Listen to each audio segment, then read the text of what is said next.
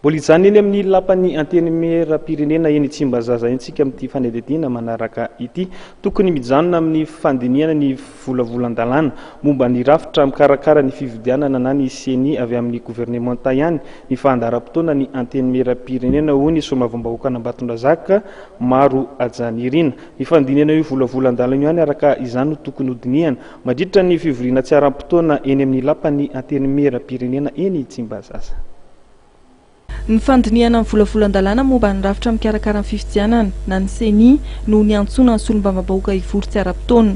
Tokony mijanona amin'ny fandaniana io volavolan-dalàna avy amin'ny gouvernement io ihany ny fandaharam-potoana ny antenimieram-pirenena hoy ny solombavambahoaka Ambatondrazaka Maro Ajanirina.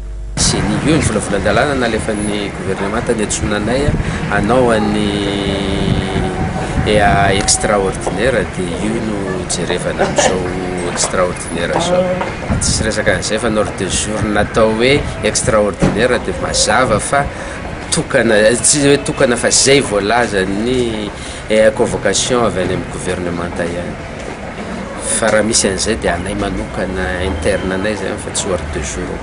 Mbola vao manomboka mandinika zay zao ka mbola eo mahita azy ka zay moa ny andefasana anazy aty amin'ny Assemblée nationale dinihana manaraka ny tokony sy ny tsy tokony izy ve dia eo am-pandinihana zany zay zao manomboka zao. Nanomboka amin'ny zoma lasa teo ny dinihana teo anivon'ny Asambomera amin'ny volavolan-dalàna momba ny CENI vaovao.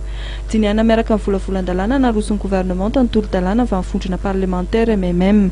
Raha ny fandaharam-potoana ny antenimieram-pirenena dia ny alakamisy ho avy izao no entiny eo anivon'ny fivoriana azon'ny be sy ny maro hatrehana ny lalàna momba ny CENI vaovao.